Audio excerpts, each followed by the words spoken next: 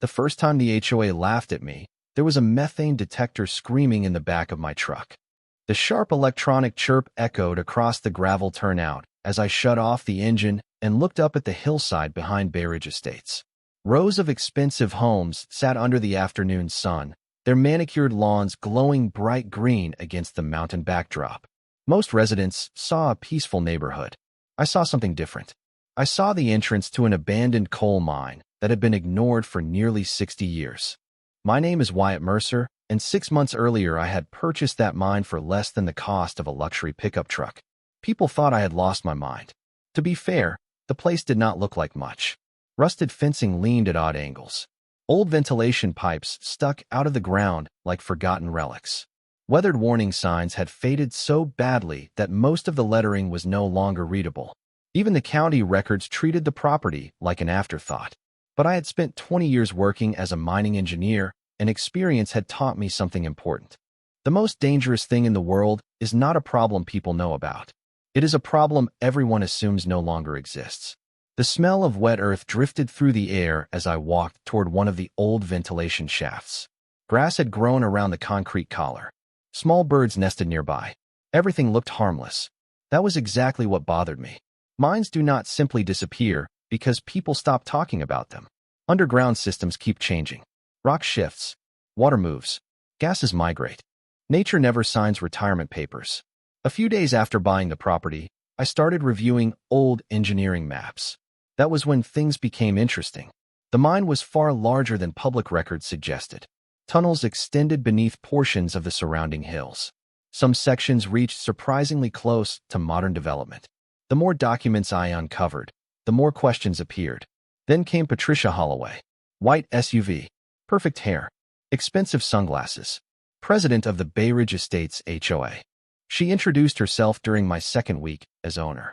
The smell of fresh-cut grass filled the air while landscapers worked nearby. Patricia smiled politely and informed me that many residents were concerned about the mine. Concerned quickly turned into annoyed. Annoyed turned into hostile. According to Patricia, the property was an eyesore, a liability, a threat to property values. She suggested several times that I sell it to a development group interested in improving the community. Every time I declined, her smile became slightly tighter. Meanwhile, I kept studying maps. I kept checking ventilation points. I kept installing monitoring equipment. The detector in my truck occasionally registered tiny fluctuations. Nothing dangerous, nothing dramatic, just enough to hold my attention. One evening, while the sun dropped behind the mountains, I stood near an old shaft and watched lights flicker on across the neighborhood. Children rode bicycles. Families walked dogs. Sprinklers clicked rhythmically across perfect lawns. Everything looked calm. Everything looked safe. Then the detector chirped again. A single sharp warning. Not high. Not alarming. Just unexpected. I looked from the instrument toward the houses on the ridge and felt a cold knot form in my stomach. Because suddenly I was no longer wondering why everyone hated the mine. I was starting to wonder what was happening beneath the HOA. The next morning I was back at the mine before sunrise. Cold mountain air carried the smell of damp stone and pine needles as I walked between old concrete structures that had not seen active use in decades. The detector hung from my belt, silent for the moment, while a flashlight beam swept across rusted ventilation equipment and weathered support buildings. Most people looked at abandoned mines and saw history. I looked at them and saw systems. Every shaft, tunnel, vent, and drainage channel existed for a reason. If one part stopped functioning correctly, the effects could spread far beyond the property line. That was why I spent hours comparing historical maps with modern satellite imagery. The deeper I dug into the records, the less comfortable I became. Several ventilation shafts shown on engineering drawings no longer appeared to exist. Some had likely been covered during construction projects years earlier. Others seemed to have disappeared beneath landscaping or infrastructure improvements. On paper, the changes looked minor. Underground, they could be significant. Around noon, I drove to the county archives building. The place smelled like old paper and floor polish. After several hours of searching through property records, development plans, and engineering filings, I found something interesting. Bay Ridge Estates had expanded in phases over nearly 20 years. Each new section pushed closer to the old mining boundaries. What caught my attention was not where the homes had been built. It was what had been ignored during the process. Several reports referenced historical mine workings beneath nearby land, but the references grew shorter with each passing year until they eventually disappeared altogether. It was as if everyone simply decided the mine no longer mattered. Later that afternoon, Patricia called. Her voice carried the same polished confidence I had come to expect. She informed me that several homeowners were concerned about increased activity on my property. Apparently, people had noticed survey equipment, monitoring stations, and my frequent visits. I explained that I was conducting routine assessments as the owner. Patricia responded with a long pause before suggesting that excessive attention to the mine could create unnecessary anxiety within the community. The wording stuck with me, not because it was threatening, because it sounded familiar. Over the years, I had heard similar phrases from people who preferred comfort over facts. After the call ended, I returned to one of the oldest ventilation points on the property. Wind moved softly through nearby brush. The detector remained quiet until I approached a partially collapsed concrete structure hidden behind thick vegetation. Then it chirped once. A few seconds later, it chirped again. The readings were still low, but they were higher than anything I had recorded previously. Kneeling beside the vent opening, I noticed something else. Fresh soil. Fresh enough that recent disturbance seemed possible.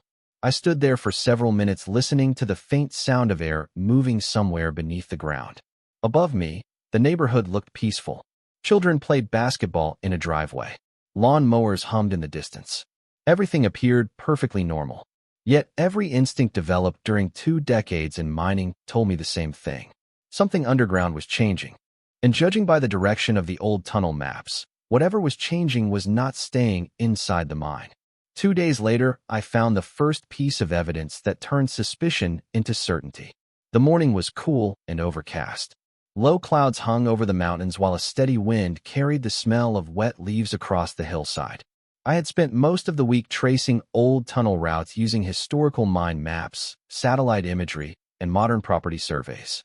The deeper I went into the records, the more one fact became impossible to ignore. Bay Ridge Estates was not simply built near the old mine. Portions of the neighborhood sat directly above sections of the abandoned underground network. Not the active shafts, not the main tunnels. Smaller connecting passages that had been forgotten decades earlier. I spread the maps across the hood of my truck and compared them again. Every line matched. Every coordinate lined up. The realization sat in my stomach like a stone. Around noon, I followed one of the mapped routes toward the western edge of the property where the mine boundary came closest to the HOA. The area looked completely ordinary. Neatly maintained backyards stretched toward a row of decorative trees. Sprinklers clicked rhythmically across bright green grass. A delivery truck rolled through the neighborhood. Nothing about the scene suggested an abandoned industrial system existed beneath it. Then my detector chirped. A soft electronic tone. I stopped walking. A few steps later, it chirped again. The reading remained low, but it was no longer isolated. For the next hour, I carefully recorded measurements at multiple locations. The pattern that emerged was impossible to dismiss. Small methane traces appeared repeatedly along the same underground corridor shown on the historical maps. None of the readings indicated immediate danger. That was not the issue. The issue was movement. Gas was migrating. Something underground was redirecting pressure. That evening, I sat inside my office reviewing everything I had collected. Engineering reports covered the desk. Geological surveys were stacked beside old ventilation diagrams. The smell of coffee filled the room while rain tapped softly against the windows. Then I noticed a detail hidden inside a maintenance report written almost 40 years earlier. Several secondary ventilation shafts had been permanently sealed during nearby land development projects. The report recommended ongoing monitoring of gas migration afterward. There was no evidence that recommendation had ever been followed. I leaned back in my chair and stared at the document. Suddenly, the timeline made sense. As construction expanded over the years, ventilation pathways gradually disappeared. The mine adapted the only way it could. Pressure sought new routes. Airflow changed. Gas moved. The next morning, I requested a meeting with Patricia. She arrived at the community clubhouse carrying the same confident expression she always wore. Sunlight streamed through the large windows behind her while residents gathered for various HOA activities nearby. I explained my findings carefully. No exaggeration. No dramatic language. Just facts supported by records, maps, and measurements. Patricia listened politely for several minutes before folding her arms. Then she smiled. According to her, the mine had been abandoned for generations. According to her, the neighborhood had never experienced problems. According to her, my concerns sounded speculative. When the meeting ended, she thanked me for my time and suggested I avoid creating unnecessary alarm. As I walked back toward my truck, I looked across the quiet neighborhood and felt an uncomfortable certainty settle over me. The problem was no longer whether methane was moving. The problem was that the only people paying attention to it were standing outside the HOA office. Over the next several weeks, I did everything I could think of to verify my findings. Additional monitoring stations went up around the mine property. I reviewed geological records from state archives. I contacted 2 former mining engineers who had worked in the region decades earlier. Every new piece of information pointed in the same direction. The underground ventilation system had been altered over time, not by the mine operators, but by years of development that slowly ignored what existed beneath the surface. The smell of rain-soaked soil followed me almost everywhere that month as spring storms moved through the mountains. Water collected in drainage ditches. Creeks swelled. Pressure conditions underground continued changing. My monitoring equipment remained within acceptable ranges, but the trend was unmistakable. Methane readings were gradually increasing. Not enough to create panic. Enough to demand attention. Unfortunately, attention was the one thing nobody wanted to give it. Patricia seemed determined to treat the issue as an inconvenience rather than a warning. During one HOA board meeting, she publicly reassured residents that there was no evidence of any significant problem. Several homeowners nodded in agreement. Others looked relieved. I sat near the back of the room, listening while ceiling fans hummed overhead and the smell of coffee drifted from a refreshment table near the entrance. When my turn came to speak, I presented updated monitoring data and historical records. Everything was factual. Everything was documented. Yet the reaction felt strangely familiar. People were not evaluating evidence. They were choosing comfort. The idea that a forgotten mine might still influence the neighborhood conflicted with the image they had built of their community. After the meeting ended, a few residents quietly approached me in the parking lot. They asked thoughtful questions. They wanted to see maps.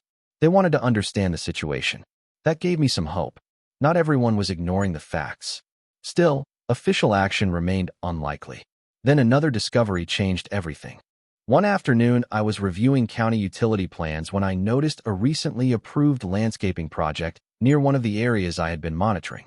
According to the documents, contractors had installed decorative earthworks and drainage modifications near a section of the old mine boundary. The location immediately caught my attention. It was close to one of the historical ventilation pathways shown on engineering drawings. The next morning I drove there. Fresh mulch covered the area. Newly planted shrubs lined a walking path.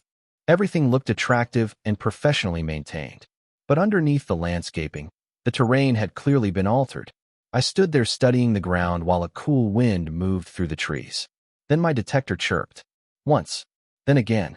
The readings remained moderate, but they were noticeably higher than before. For several minutes, I walked the area taking measurements. The pattern was impossible to miss. Something about the recent work appeared to be affecting underground airflow. By sunset, I had compiled enough data to prepare another report. As I organized the documents inside my office, the detector rested quietly beside my desk. Outside, neighborhood lights began appearing across the hillside. Everything looked peaceful from a distance. Yet buried beneath those streets and homes, invisible changes continued spreading through a system most people had forgotten existed. And for the first time since buying the property, I started wondering whether we were running out of time to address it before everyone else finally noticed. The report landed exactly where I expected it to. Nowhere. I submitted updated monitoring data to the HOA board, the county planning office, and several engineering contacts who had previously shown interest in the mine. Days passed. Then another week. The only response that arrived came from Patricia. She requested that future communications be routed through the HOA attorney and suggested that repeated warnings about underground gas migration were creating unnecessary concern among residents. I read the letter twice while sitting on the tailgate of my truck near the main mine entrance. The smell of damp stone drifted from the hillside. Wind rattled through rusted metal fencing. Somewhere above me, lawn maintenance crews moved through Bay Ridge estates with the steady hum of commercial equipment. Life continued as though nothing was wrong. That was the frustrating part. The data kept changing, but nobody wanted to look at it. A few residents still contacted me privately. One retired contractor asked thoughtful questions about ventilation systems. Another homeowner showed me cracks that had appeared near a retaining wall and wanted to know whether they were related. I answered honestly. I did not know. The mine was old. Underground conditions were complex. The only responsible answer was more monitoring and more investigation. Unfortunately, responsible answers rarely move as fast as convenient assumptions. 2 weeks later, Patricia organized a community meeting. The clubhouse was packed. The smell of coffee and fresh pastries filled the room, while homeowners chatted comfortably beneath bright lighting. I sat near the back, carrying a binder full of reports. Patricia stood at the front and delivered a polished presentation about property values, neighborhood improvements, and future landscaping projects. Then she addressed the mine.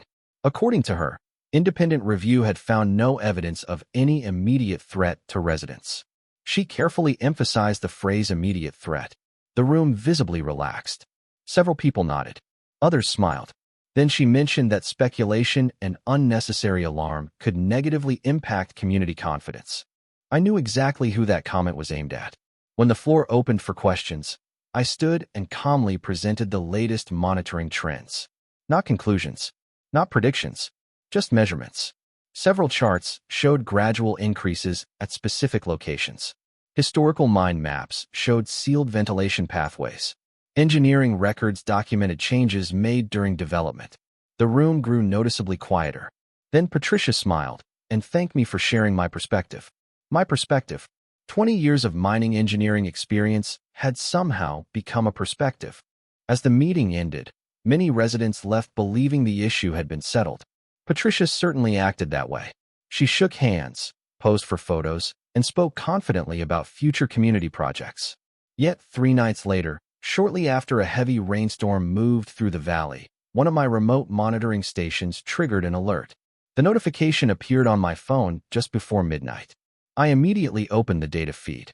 The detector had recorded the highest methane reading since I purchased the property.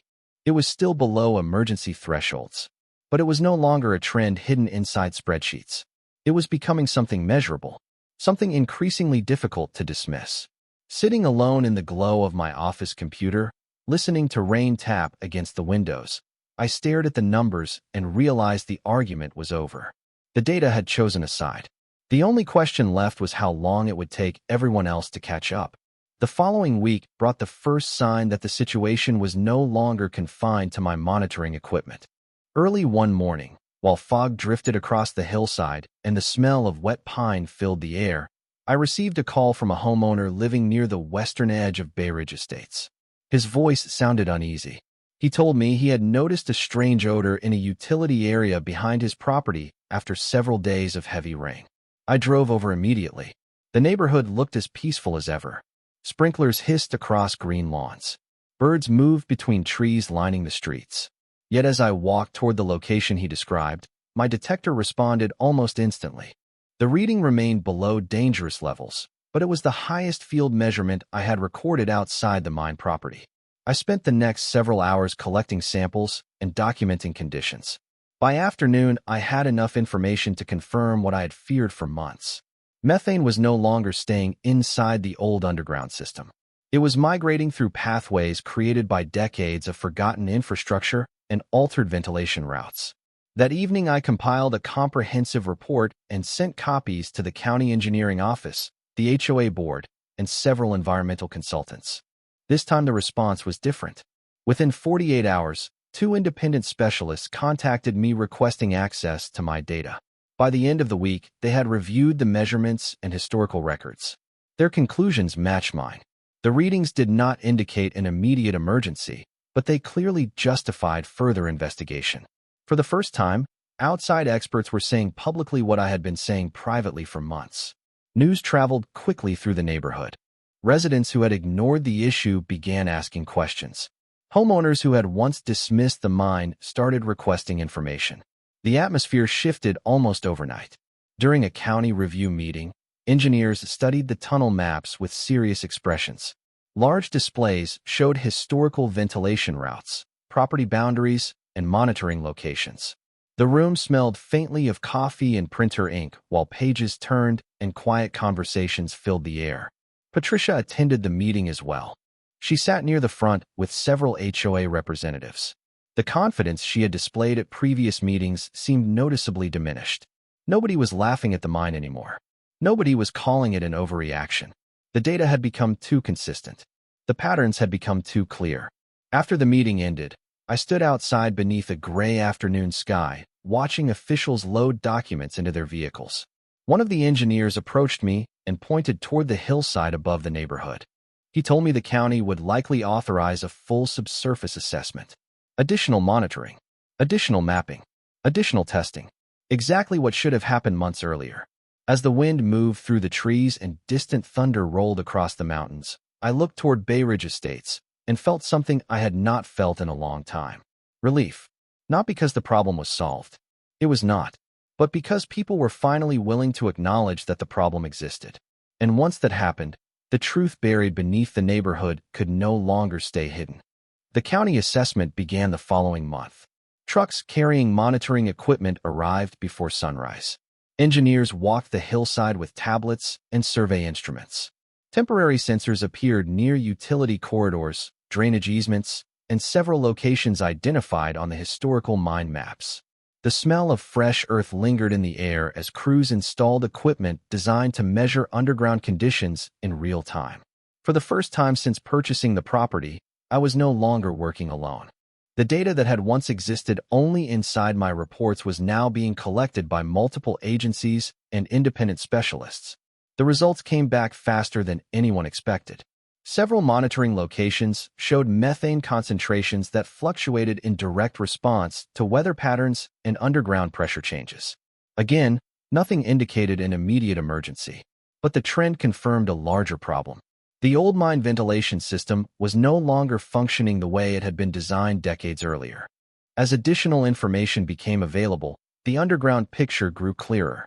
Historical tunnels connected to multiple sections beneath the ridge. Several pathways that once allowed natural gas migration had been altered or obstructed over the years by development projects, landscaping work, and infrastructure modifications. The mine itself was not creating a new problem. It was exposing an old one that nobody had fully understood. One afternoon, I attended another county review session. The atmosphere felt completely different from the earlier meetings. Large maps covered the walls. Engineers discussed airflow models. Environmental consultants reviewed monitoring results. Nobody treated the issue as speculation anymore. The room smelled of coffee, paper, and damp jackets from a recent storm. Patricia sat quietly near the center of the audience. She took notes constantly and asked far more questions than she used to. The confidence that once drove every conversation had been replaced by concern. After the meeting ended, she approached me in the parking lot. Gray clouds drifted across the mountains behind us while a cool breeze moved through the trees. For several seconds, neither of us spoke. Then she asked whether I believed the situation could be managed safely. It was the first time she had ever asked for my professional opinion instead of dismissing it. I told her the truth. Yes, it could. The mine maps, ventilation records, and monitoring data all pointed toward practical solutions. But those solutions required access, coordination, and technical planning. Most importantly, they required people to stop pretending the underground system did not exist. Over the following weeks, I assembled every document I had collected since purchasing the property. Historical engineering drawings, geological surveys, ventilation records, monitoring data, county assessments. Together, they formed a complete picture of the mine and the surrounding area. Looking across the stack of binders in my office, I realized something almost ironic. The same information people had ignored for months was now becoming the foundation of every discussion about protecting the neighborhood. Outside, evening sunlight stretched across the hillside. Lights began appearing throughout Bay Ridge Estates as families settled into their routines. The neighborhood remained calm, but the conversation had changed. The question was no longer whether the mine mattered. The question was how quickly everyone could work together to address what it had been trying to tell them all along. The turning point arrived during a special county coordination meeting held on a rainy Thursday afternoon. Water streaked down the windows of the conference room while engineers, environmental consultants, county officials, and HOA representatives filled nearly every seat. The smell of coffee and damp jackets lingered in the air. Large screens displayed maps of the underground mine network, monitoring results, and ventilation models built from months of collected data. For the first time, every major stakeholder was looking at the same information. Nobody was arguing about whether the mine mattered anymore. The discussion had shifted entirely toward solutions. As presentations moved forward, a clear pattern emerged. The methane migration was closely linked to historical ventilation routes that had been altered over time. Several pathways that once allowed natural gas to disperse naturally had gradually been restricted by development activities that nobody connected to the abandoned mine. The findings were not dramatic. They were technical, yet the implications were significant. Correcting the issue would require access to specific sections of the mine property, restoration of certain ventilation points, and long-term monitoring infrastructure. Every proposed solution crossed land that I owned. During a break in the meeting, Patricia approached me near a table covered with engineering reports. Rain tapped softly against the glass behind us. She looked exhausted. Months earlier, she had treated my warnings like an inconvenience. Now she looked like someone carrying the weight of an entire community on her shoulders. She admitted that residents were asking difficult questions. They wanted answers. They wanted certainty. Most of all, they wanted the issue resolved responsibly. For a moment, I thought about every ignored report, every dismissed warning, and every meeting where evidence had been treated as an opinion. Then I looked around the room. County engineers were reviewing data. Consultants were discussing remediation plans. People were finally working together. Holding on to old frustrations would not help anyone. I told Patricia that the mine property would be available for any legitimate engineering work required to address the problem. The relief on her face was immediate. When the meeting resumed, the conversation became far more productive. Technical teams outlined a phased strategy involving ventilation restoration, expanded monitoring networks, and detailed geological assessment. Every recommendation was based on documented evidence gathered over the previous months. As the hours passed, what had once been a source of conflict slowly transformed into a cooperative effort. By evening, a formal action plan had been approved. Walking back to my truck beneath a light drizzle, I paused and looked toward the hillside where Bay Ridge Estates stretched across the ridge. Warm lights glowed from hundreds of windows. Families were eating dinner, watching television, and living their lives completely unaware of how close the community had come to ignoring an important warning. The mine had never needed defending. The facts had, and now those facts were finally guiding every decision. For the first time since purchasing the property, I felt confident that the underground system was no longer being treated as a forgotten relic. It was being treated exactly as it should have been from the beginning. As infrastructure, as engineering, as reality. 6 months later, the hillside looked almost unchanged to anyone passing through Bay Ridge Estates. The same mountain views greeted residents each morning. The same tree-lined streets curved through the neighborhood. The same evening lights appeared across the ridge as families settled into their routines. Yet beneath the surface, everything had changed. The remediation plan moved forward exactly as engineers had recommended. Historical ventilation pathways were carefully restored where appropriate. Long-term monitoring systems were installed. Geological assessments continued. Every decision was based on data rather than assumptions. The smell of fresh earth occasionally drifted across portions of the property as crews completed their work, but the atmosphere surrounding the project was completely different from the hostility that existed when I first arrived. One crisp autumn afternoon, I stood near one of the original ventilation sites watching technicians review monitoring equipment. The detector that had once chirped constantly now displayed stable readings. Wind moved through the trees while sunlight reflected off the mountains surrounding the valley. For the first time in nearly a year, the mine felt quiet again. Not forgotten. Understood. That distinction mattered. During the final county review meeting, engineers presented their findings. The underground conditions had stabilized. Monitoring confirmed that the corrective measures were working as intended. The room felt lighter than it had during those tense early meetings. There were no dramatic announcements, no celebrations, just professionals reviewing evidence and confirming results. That was enough. Afterward, several residents approached me. Some thanked me for refusing to ignore the issue. Others admitted they had initially believed the mine was nothing more than a nuisance. One retired teacher smiled and told me that sometimes the most important problems are the ones people cannot see. I could not argue with that. Even Patricia approached me before leaving. She looked different from the woman who had first arrived at my property, convinced the mine should disappear. Experience has a way of changing people. She thanked me for staying involved when walking away would have been easier. Then she admitted something I never expected to hear. She said the community had spent years treating the mine like an embarrassment instead of understanding what it actually was. Infrastructure, history, responsibility. As the parking lot gradually emptied, I watched the sun set behind the mountains and thought about how strange the entire journey had been. Everyone believed the abandoned mine was the problem. In reality, the problem was forgetting it existed. The maps mattered. The ventilation records mattered. The monitoring equipment mattered. Every warning that had been dismissed eventually became part of the solution. A few weeks later, I returned to the main entrance alone. The smell of pine and cool mountain air surrounded the hillside. Birds moved through the trees. The old fencing still stood. The weathered structures remained where they had always been. Yet the place felt completely different. Not because the mine had changed, because people finally understood it. Looking back, the greatest irony was simple. The HOA spent months trying to push me away from the property. In the end, the same knowledge they dismissed became the knowledge they needed. The same mine they wanted ignored became the reason their community stayed protected. And the detector that once screamed warnings into empty air eventually became proof that patience, preparation, and expertise had been right all along. Justice is not always delivered in courtrooms or public meetings. Sometimes it arrives quietly through engineering reports, forgotten maps, and facts that refuse to disappear no matter how hard people try to ignore them.